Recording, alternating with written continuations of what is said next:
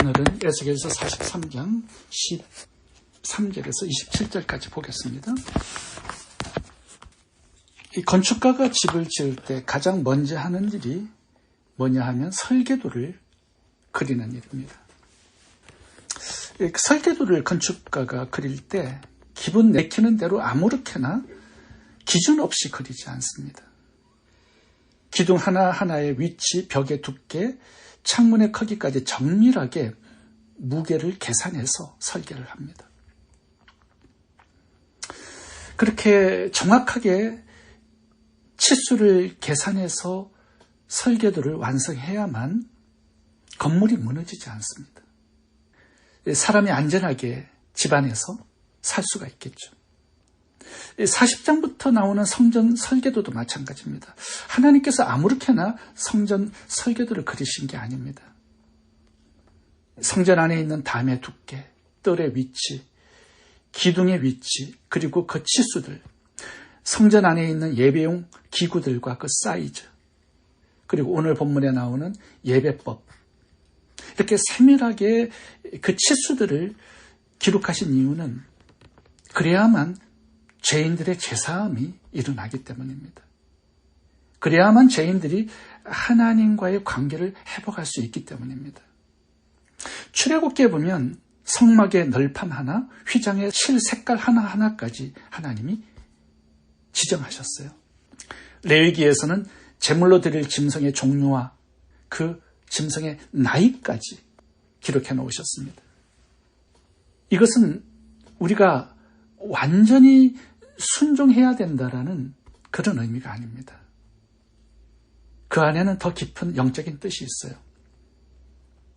하나님께서 만들어주신 이 성전의 설계도, 그 치수들, 성전의 기구들, 그리고 제사법, 이것을 통해서 주시는 교훈이 무엇인지 세 가지로 살펴보겠습니다. 첫 번째, 내 열심이 아니라 하나님의 방식대로 나오라는 것입니다. 제사함과 하나님과의 관계 회복을 가져오는 예배는 내 마음대로, 내 감정, 내 방식, 내 열심대로 드리는 예배가 아닙니다. 하나님의 방식, 하나님의 법칙을 따라야 합니다. 제사함을 얻는 예배는요, 내 열심으로 되는 게 아니에요. 내 방식으로 되는 게 아니에요. 하나님께서 요구하시는 영적 법칙대로 완벽하게 순종해야 제사함이 일어나고요. 죄인들이 하나님께 가까이 나갈 수가 있습니다. 이것이 복잡한 치수가 주는 영적 의미이고 교훈입니다. 내 열심이 아니라, 내 방법이 아니라 하나님의 법대로 나가서 예배해야 한다는 것입니다. 레위기 10장에 보면 제사장 나답과 아비후가 예배를 드리다가 죽는 사건이 나옵니다.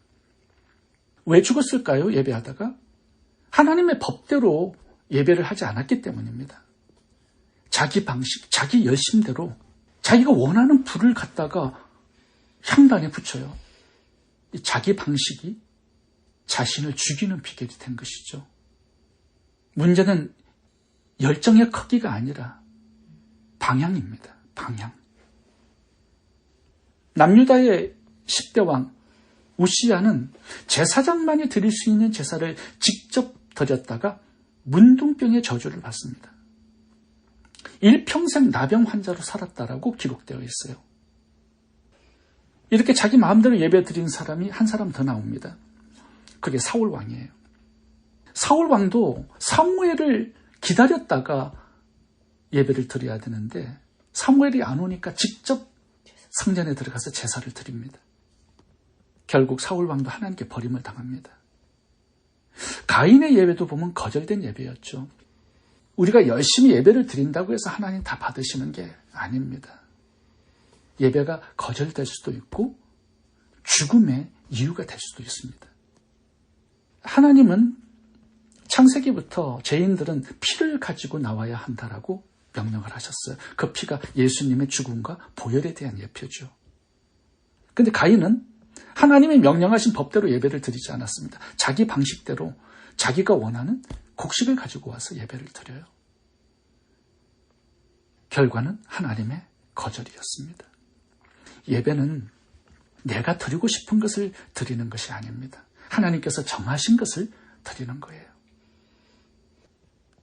우리가 지난 시간에 예배 드리는 자의 예배 의복도 살펴보았습니다.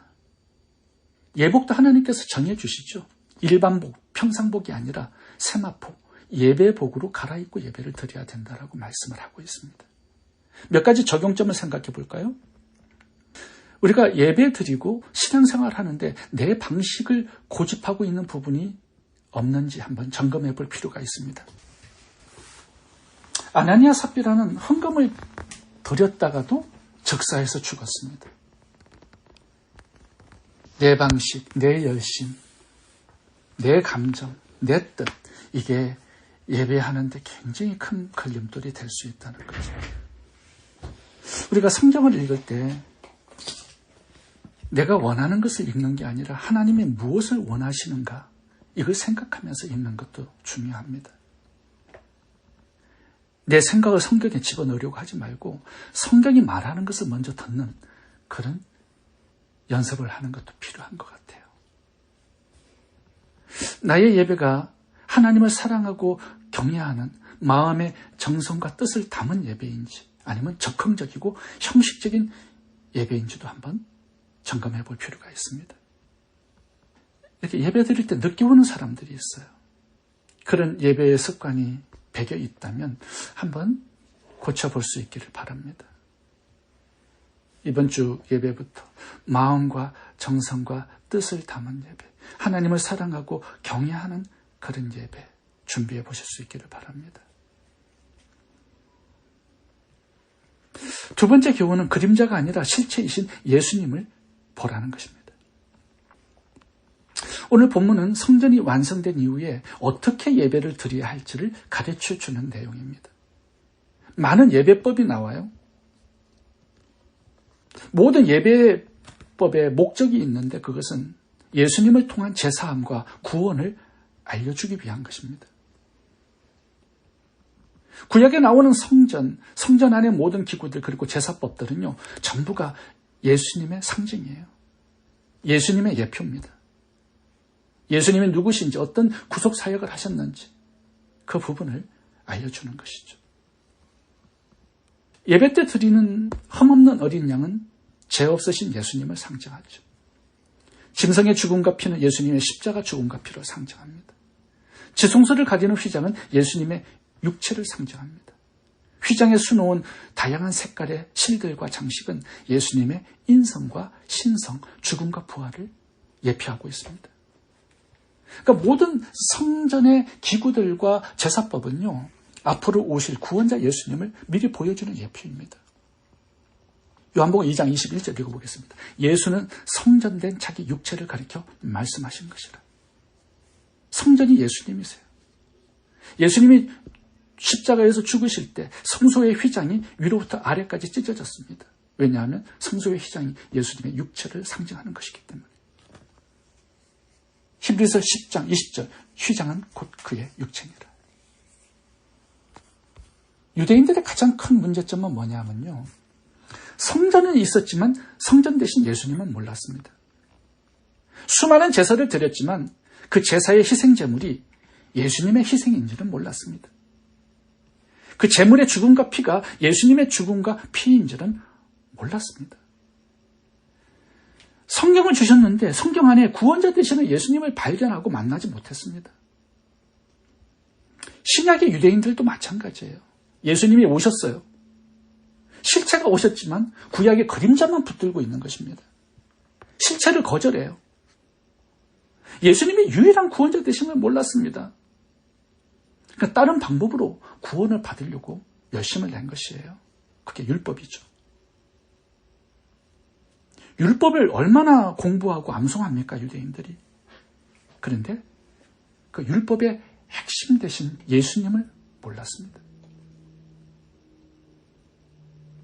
성전, 제사, 율법 모든 것을 다 가졌지만 예수님을 그 속에서 발견하고 만나고 믿지 못한 거예요. 그러니까 제사함도 하나님 주시는 구원도 받지 못한 것입니다. 그림자를 통해서 실체를 만나야 돼요. 실체와 관계를 맺어야 돼요. 근데 이스라엘 백성들은 그렇게 하지 못했습니다. 우리가 성경을 읽을 때 그 속에서 예수님을 발견하고 만나야 합니다. 그렇지 않으면 유대인들처럼 성경 박사는 될 수 있지만 제사함과 구원은 받을 수 없습니다. 이디오피아 내시가 마차를 타고 가다가 이사야 53장을 읽었을 때 이해하고 깨닫지 못했습니다. 그러니까 기도한 것이겠죠? 하나님은 빌립 집사를 보냅니다. 그리고 이사야 53장에 있는 예수 그리스도의 죽음과 피를 해석해 주게 하셨어요. 이디오피아 내시는 예수님을 믿습니다. 그리고 침례를 받습니다. 성경 속에 예수 그리스도를 만나야만 제사함과 구원이 주어지는 거예요. 예수님의 제자들 중에도 예수님이 누군지 모르는 사람들 많았습니다. 구약의 성경을 잘 알았지만 예수님이 유일한 구원자 되심을 몰랐어요. 그러니까 십자가에 죽을 때 다 도망간 거 아니겠습니까? 부활도 믿지 않았습니다. 예수님이 십자가에 죽은 다음에 두 제자가 엠마오 자기 고향으로 돌아가고 있었는데 예수님께서 나타나셨어요. 그리고 구약에서 예수님의 십자가 죽음과 부활이 기록되어 있는 성경을 발췌해서 해석해 주었습니다. 비로소 엠마오 두 제자가 예수님을 믿어요. 그리고 예루살렘으로 돌아가서 예수님의 부활의 증인이 됩니다. 우리도 마찬가지예요. 성경은 많이 읽지만 예수님을 발견하지 못할 수 있습니다. 누가복음 24장 44절부터 읽겠습니다. 내가 너희와 함께 있을 때에 너희에게 말한 바 곧 모세와 율법과 선지자의 글과 시편에 나를 가리켜 기록된 모든 것이 이루어져야 하리라. 여러분 구약에 보면 모세의 율법이 있죠. 선지자의 여러 가지 글들이 있죠. 시편, 아가서, 잠언 이게 시편들입니다. 구약 성경 전체가 예수님에 관한 내용이에요. 구약을 암송하면서 유대인들은 예수님을 몰랐습니다. 45절 봐보세요. 이에 그들의 마음을 열어 성경을 깨닫게 하시고. 그래서 우리가 기도할 필요가 있습니다. 하나님 마음을 열어 성경을 깨닫게 하시고 그 속에 예수 그리스도를 보고 만나고 믿게 해 주옵소서. 그림자가 아니라 실체를 보고 실체를 만나고 실체를 믿을 수 있기를 바랍니다. 세 번째 교훈은 제사의 반복에서 예수님의 완성에 집중을 하라는 것입니다. 구약 제사의 특징이 뭐예요? 계속 반복되는 것입니다. 매일 하루에 2번 제사를 반복했고요. 일주일에 1번 안식일 제사를 반복했습니다. 매달 첫날에는 월삭 제사를 드렸어요. 매년에 7절기마다 제사를 드렸습니다. 유대인들의 하루하루의 삶은요, 예배의 삶이었습니다. 성전 중심의 삶이었습니다. 수없이 많은 짐승들을 죽여서 피를 뿌렸습니다. 몇천 년간 이어져 오고 있죠, 이 제사가. 이렇게 반복적으로 제사를 드리는 이유가 뭘까요? 인간의 죄가 짐승의 죽음과 피로 해결되지 않기 때문입니다. 반복적인 제사를 드린다라는 것은 그 제사가 온전하지 못했다라는 그 증거가 되는 거죠. 이 구약의 수많은 제사는요, 예수님이 십자가에서 단번에 완성하실 그 제사의 상징이고 예표입니다. 제사를 통해서 앞으로 오실 구원자 예수님의 십자가 제사를 바라보고 믿어야 한다는 거죠. 예수님께서 오셔서 모든 구약의 제사를 완성하는 그 제사를 십자가 위에서 하나님께 올려드렸습니다. 우리는 더 이상 짐승을 잡아서 피를 뿌리지 않습니다. 예수님께서 모든 제사를 단번에 십자가에서 영원히 완성하셨기 때문이에요. 그래서 반복하지 않는 것입니다. 제사를 더 이상. 우리의 예배는 그 예수님의 구속에 대한 감사로 드리는 감사와 찬양의 예배인 거죠. 예수님이 십자가에 죽으실 때 하나님으로 달려 죽으셨습니다. 자신이 대제사장으로 자신의 제물 되어서 자신을 죽여서 자신의 피로 인류의 죄를 대속하셨어요. 예수님의 피는 하나님의 피기에 인류의 죄를 처리하는 능력이 있습니다. 예수님의 죽음은 하나님의 죽음이기에 죄의 삭신 사망을 대신 처리하는 능력이 있습니다. 예수님의 피는 하나님의 피기에 죄인들을 사서 하나님의 자녀가 되게 하는 피값이 될 수 있는 것입니다. 히브리서 10장 14절을 읽어보겠습니다. 그가 한 제물로 거룩하게 된 자들을 영원히 온전하게 하셨느니라.